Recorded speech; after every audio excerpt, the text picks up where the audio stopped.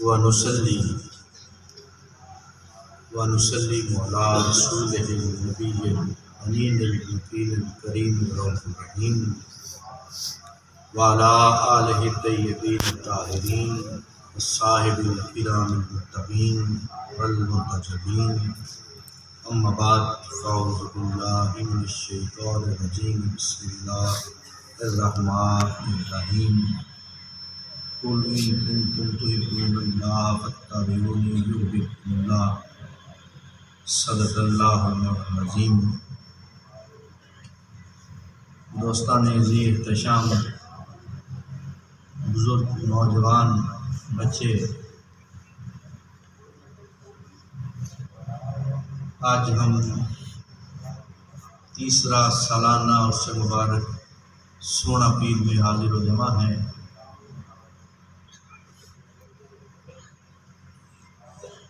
اور دربار عالیہ گوہر باریہ پر ختم خواجگان کی اس نشست میں اپنی جولیوں کو پھیلائے ہوئے خیرات کے منتظر ہیں۔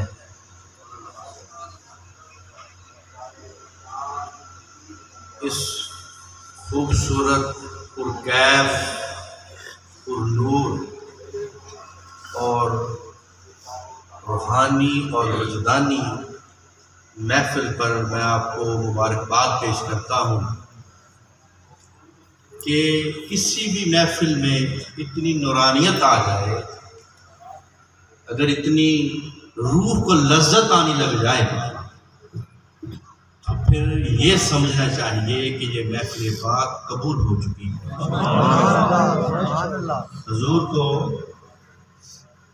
اور حضور قبلہ عالم پیر مرشد کو اور حضور سراج السالکین شہنشاہ سبزوار حضور سرکار عبدالحمید شاہ رضی اللہ تعالیٰ عنہ کو دربار عالیہ گوہر باریہ کے مکین آپ ہی یہ سب معاملات چلا رہے ہیں۔ انہوں نے ہی اس محافل کو ایسا رنگ دے دیا، وہ کہتے ہیں کہ رنگتے ہزار چڑھی رنگ تمہارا لے کر۔ وہ رنگ تو وہی ہے نا جو ادھر سے چڑھ جائے۔ وہ ان کو یہ تھا کہ شہباز صاحب آج ہماری محفل کا آغاز کریں۔ اصل میں آغاز تو ہمارے انہی دوستوں نے کیا، لیکن ختم خواجگان شریف کا آغاز شہباز صاحب کریں۔ شہباز صاحب ماشاءاللہ اپنے انداز میں بڑھتے گئے سرکار مدینہ کا ذکر، مولا کائنات کا ذکر، سیدہ کائنات کا ذکر۔ ہم کھڑے اس لیے ہوئے، تو مین بات آج آپ کو بتانی ہے، کھڑے اس لیے ہوئے کہ جب سیدہ سلام اللہ علیہا ہماری زبانیں اس قدر پاک نہیں ہیں کہ ہم لخت جگر رسول کا نام لے سکیں، بس ایک لقب ہے سیدہ کائنات، اسی لقب سے پکارا کریں۔ سیدہ سلام اللہ علیہا جب حضور کی بارگاہ میں، حضور کی مجلس میں تشریف لاتی نا تو حضور اٹھ کے کھڑے ہو جاتے، کھڑے ہو کر حضور استقبال کرتے، اور پھر حضور ان کے ہاتھ کو چومتے، بعض نے لکھا کہ پیشانی کو بوسہ دیتے، اور پھر اپنی کملی بچھا کر یہ فرماتے کہ فاطمہ آپ یہاں پر جلوہ کرو، یہاں پر بیٹھیں۔ تو حضور جن کا کھڑے ہو کر استقبال کریں، کیا ہم کیا اور ہماری اوقات کی بات، حضور جن کا کھڑے ہو کر استقبال کریں۔ وہ گانا انہوں نے کہ یہ دیکھنے میں 5 ہیں، کملی میں 1 ہیں۔ آج آپ کو حضور قبلہ پیر مرشد کی بات یاد دلانا چاہتا ہوں۔ اسی سٹیج پر آپ جب ظاہری طور پر جلوہ افروز تھے تو آپ نے فرمایا کہ یار چائے کیا ہے؟ حضور قبلہ نے فرمایا تھا کہ چائے کیا ہے؟ چائے میں ہم دودھ بھی ڈالتے ہیں، پتی بھی ڈالتے ہیں، چینی بھی ڈالتے ہیں، کوئی الائچی بھی ڈالتے ہیں، پھر جب یہ چیزیں پک کر تیار ہو جائے نا تو پھر چائے بنتی ہے۔ وہ بھئی کملی میں ہے کیا؟ حسن بھی ہے، حسین بھی ہے، سیدہ سلام اللہ بھی ہے، اور مولا کائنات بھی ہے، اور سرکار تاجدار کائنات بھی ہے۔ تو پھر کیا کہا؟ حضور نے فرمایا کہ مولا یہ میری اہل بیت ہے، یہ پیتن پاک ہیں۔ تو اسی طرح جب مجموعہ بنتا ہے نا، پھر حضرت ابوبکر صدیق رضی اللہ تعالیٰ عنہ آپ کیا فرما رہے ہیں؟ حضور فرما رہے ہیں کہ لوگوں اہل بیت اطہار کے اندر، اہل بیت اطہار کے اندر محمد مصطفیٰ کو دیکھا کرو۔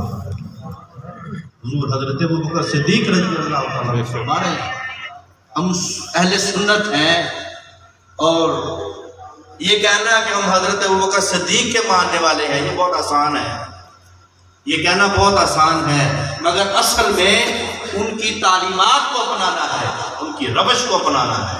کہ وہ کیا فرما رہے ہیں؟ وہ یہ فرما رہے ہیں کہ اہل بیت اطہار کے اندر محمد مصطفیٰ کو دیکھو۔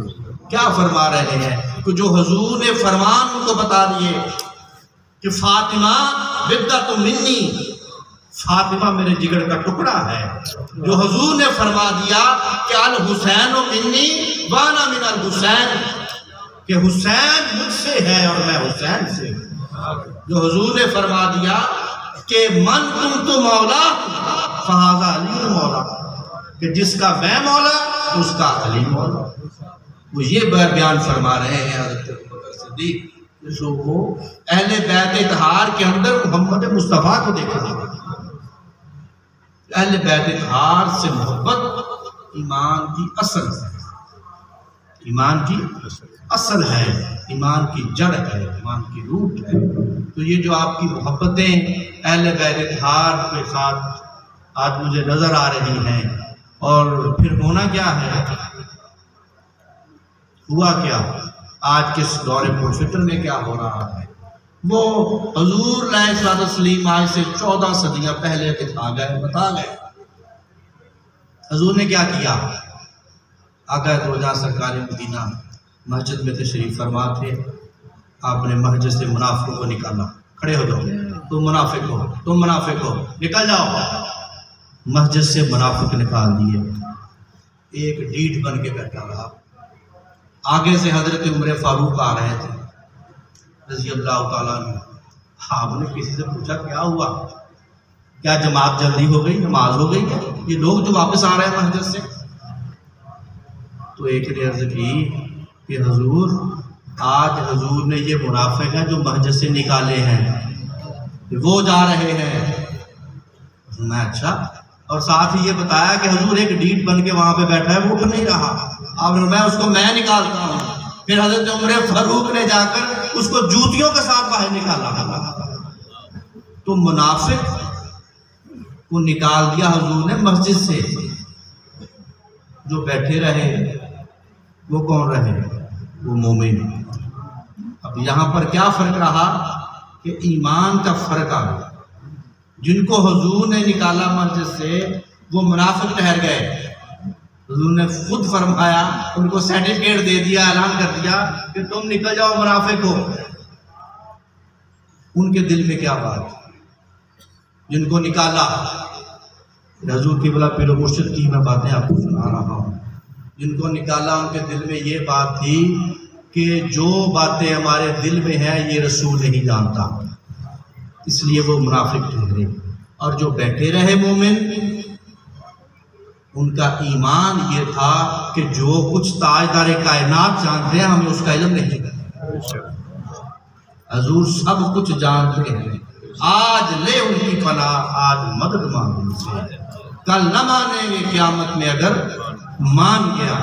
تو پھر یہ سلسلہ چلتا رہا، چلتے چلتے چلتے چلتے صحابہ کرام نے عرض کی حضور سے کہ حضور مسلمان بہت ہو گئے ہیں، مسلمان بہت ہو گئے ہیں، مومن اور منافق کی پہچان نہیں رہی۔ حضور علیہ السلام کی بارگاہ میں عرض کی صحابہ نے کہ حضور مسلمان بہت ہو گئے ہیں، منافق اور مومن کی پہچان نہیں رہی۔ حضور نے فرمایا جس کو دیکھنا ہو نا کہ یہ مومن ہے یا منافق ہے، اس کے سامنے ذکر علی کرو، اس کے سامنے ذکر علی کرو۔ اگر تو ذکر، اچھا یہاں پر ایک بات آتی ہے کہ اگر حضور نے ان کو یہ تھرمامیٹر یا کسوٹی دینی تھی تو حضور فرما دیتے کہ میرا ذکر کرو، حضور فرما دیتے کہ میرا ذکر کرو؟ نہیں، حضور فرما دیتے کہ اس کے سامنے سورہ الحمد شریف پڑھ لو، یہ بھی نہیں فرمایا۔ حضور فرما دیتے اس کے سامنے سورہ والناس پڑھ لو، سورہ کہاں پڑھ لو، کوئی سورت فرما دیتے، یاسین فرما دیتے۔ آج کل بھی سب کی مشکلیں بہت آسان کرتی ہیں۔ یاسین قرآن کو ہم مار رہے ہیں کہ یہ اس شخص پہ مشکل ہے، سورہ یاسین پڑھے، علی کو نہیں مان رہے۔ کیا حضور نے علی کو قرآن سے نہ کیا ہے؟ حضور نے یہی تو فرمایا ہے کہ علی مال قرآن و علی، کہ علی قرآن کے ساتھ ہے اور قرآن علی کے ساتھ ہے۔ قرآن مشکل حل کر سکتا ہے تو واللہ باللہ علی بھی مشکل حل کر سکتا ہے، لیکن ایمان کی باتیں ہیں۔ حضور سے عرض کی، حضور نے فرمایا کہ جس کو دیکھنا ہو نا کہ یہ منافق ہے یا مومن ہے، اس کے سامنے ذکر علی کرو۔ اگر تو مولا علی کا ذکر سن کر اس کے دل میں مروڑ اٹھنے لگ جائیں، طبیعت خراب ہو جائے، چہرے کی کچھ چیزیں واضح ہو جائیں، میں بند لفظوں میں بتا رہا ہوں کہ چہرے کی کچھ چیزیں واضح ہو جائیں تو سمجھے پھر وہ منافق ہے۔ اگر ذکر علی سن کر چہرہ کھل اٹھے، طبیعت حشاش بشاش ہو جائے، طبیعت ہلکی ہو جائے، روح کو تسکین ملے، تو پھر سمجھیں کہ وہ مومن ہے۔ اور صحابہ کیا کرتے تھے؟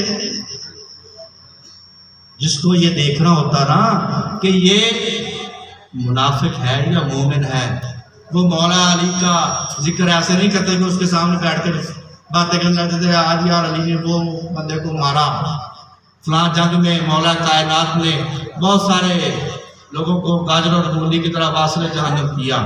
وہ اس طرح کی باتیں نہیں کرتے تھے۔